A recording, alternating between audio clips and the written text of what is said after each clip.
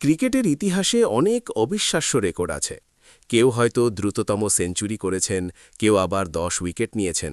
কিন্তু আজ এমন এক রেকর্ডের কথা বলবো যা গত 60 বছরেও কেউ ভাঙতে পারেনি।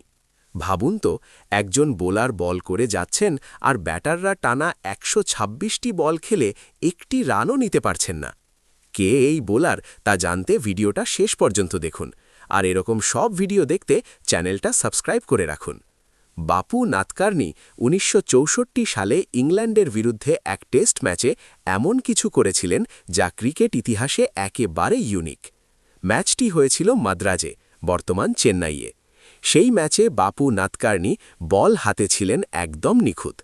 তিনি মোট 32 ওভার বল করেন, যার মধ্যে অবিশ্বাস্যভাবে 27 ওভারই ছিল মেইডেন। আর সবচেয়ে অবাক করার বিষয়, তিনি টানা 21 ওভার কোনো রান দেননি। একটু ভাবুন, টানা 21 ওভার মানে 126টিরও বেশি বল, একটাও রান নেই।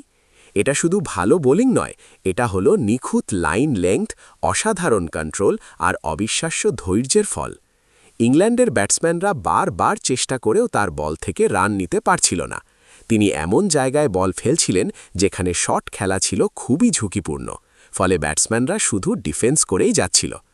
এই ইনিংসটা প্রমাণ করে ক্রিকেট শুধু আক্রমণের খেলা নয়, এটা ধৈর্য, পরিকল্পনা আর মানসিক শক্তির খেলাও। বাপু নাদকার্নি দেখিয়ে দিয়েছিলেন কিভাবে একজন বোলার একাই পুরো ম্যাচের গতি থামিয়ে দিতে পারে। আজকের দিনে যেখানে টি-20 ক্রিকেটে প্রতি বলে রান করার চেষ্টা চলে, সেখানে এই রেকর্ডটা আরও অবিশ্বাস্য মনে হয়। আধুনিক ক্রিকেটে এমন পারফরম্যান্স কল্পনাও করা কঠিন। এই কারণেই বাপু নাদকার্নি এই কীর্তি আজও ক্রিকেট ইতিহাসে সোনার অক্ষরে লেখা আছে। আপনি কি মনে করেন, বর্তমানের কোনো বোলার কি পারবে টানা 21 ওভার ডট বল দিতে? কমেন্টে আপনার মতামত জানান।